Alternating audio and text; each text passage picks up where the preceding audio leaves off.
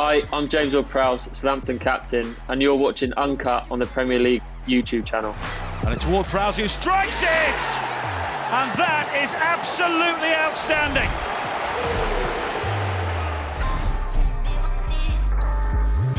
The first question is from Danny Boy. Who was your Premier League idol growing up? I've got a few contenders, but I'd have to go Steven Gerrard. He was a captain, he was a leader, he scored great goals, he took set pieces, and he played with a real passion and a drive, which I try and emulate in my game. So I'll go Steven Gerrard. Raindolph Baffy asked, what's the story behind the golf celebration? I was due to play golf with Danny Ings the day after the Everton game, in which I scored in and did the celebration. So when he set me up for the goal, I thought, I'll do a little, golf swing, to kind of represent that. But also my little boy's got a crazy love for golf. So every time I leave the door for training or a match now, he says to not forget the golf swing. So I've told him I've got to actually score first to do it. But it's a good challenge for me. Srinivasan K asks, in a list of the best set-piece takers in Premier League history, who do you think is top and where do you think you sit? Well, I think the stats say David Beckham. I think he's got the most, hasn't he? Of course, the nearer I'm getting to David Beckham's record, the more I'm growing in confidence, and it's something to aim for. I think it's definitely doable to reach that record, so keep my fingers crossed. Okay, your last question from the community is from Hina M, and she asks, who is the toughest player you've played against in the Premier League? The toughest player would have been Paul Scholes.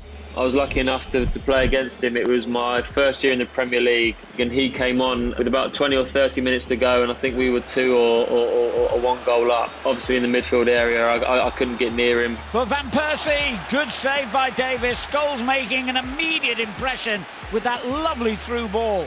He dominated the ball, he got in positions where I just couldn't get near him. If I got close to him, he'd play one touch, he'd be zinging balls here, there and everywhere. So I'll say Paul Scholes.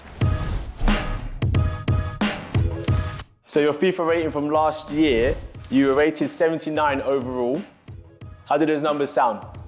Yeah, I think they sound fair enough. My main one that I'm concentrated on is the passing. That sounded good. I'll be honest and admit, maybe my pace isn't my strongest forte. I've never been renowned for that, but I don't mind. If I can take free kicks instead, I'd rather that, I think. Yeah, I think they sound pretty good.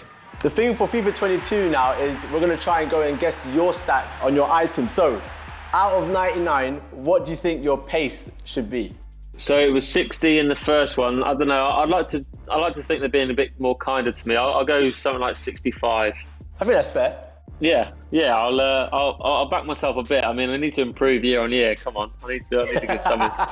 Exactly. So going on to your shooting, out of 99, what's your stat for that? Yeah, again, I think a little increase. I'll go 75. I think with the free kicks, it kind of is shooting, isn't it? So it might marry up. I'll go 75. I mean, the next one, you're passing. Out of 99, you were 85 previously.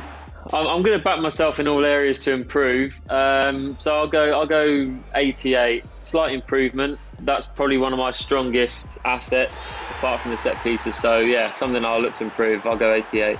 The next part, dribbling. It was 77 last season. What do you think it is out of 99 this time? I think I'll probably stick with that one. I'll keep that the same. I'm not a dribbler.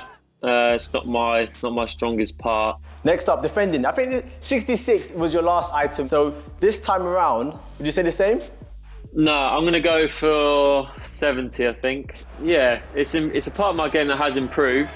Yeah, I'm expecting a little bit of an increase, so I'll go 70. And then physicality. What was I, 60 odd something You before? were 67 previously.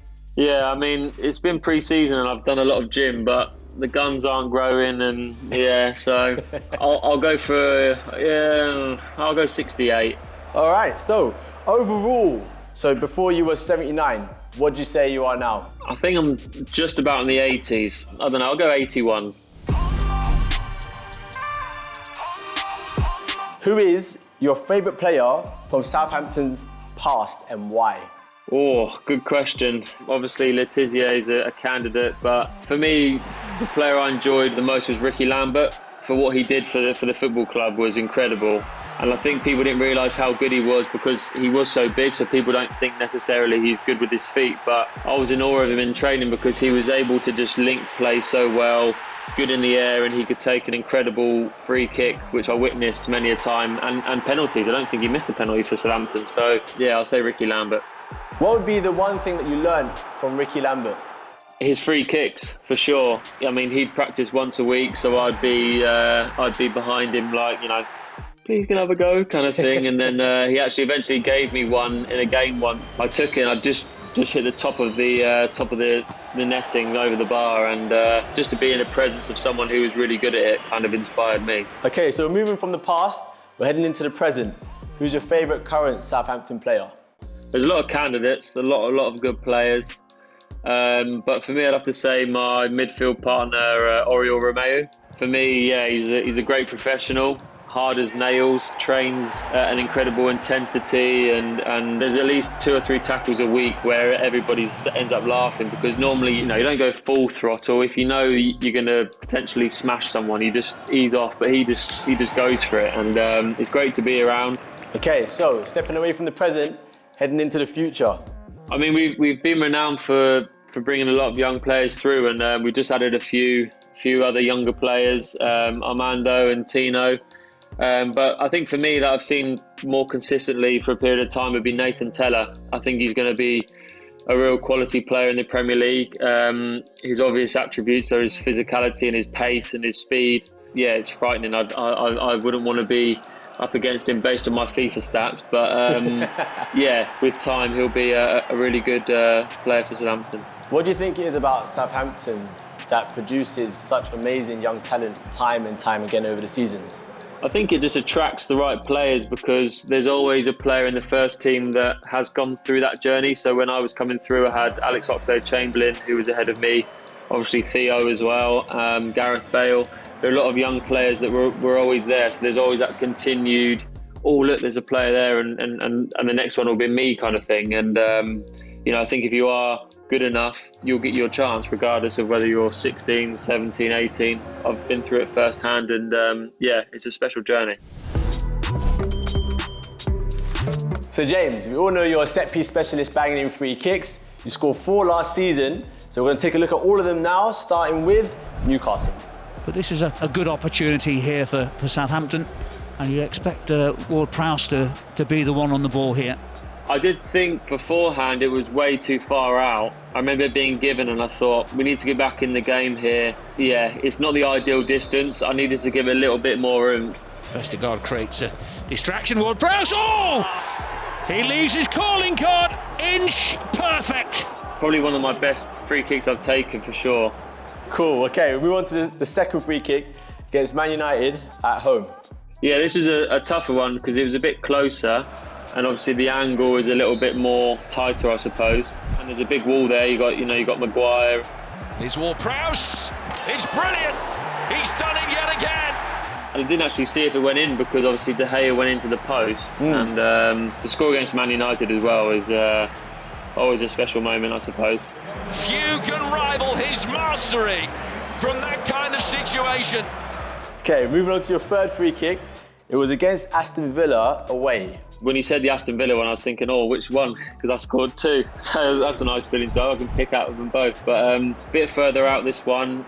And it's Ward-Prowse who strikes it! And that is absolutely outstanding.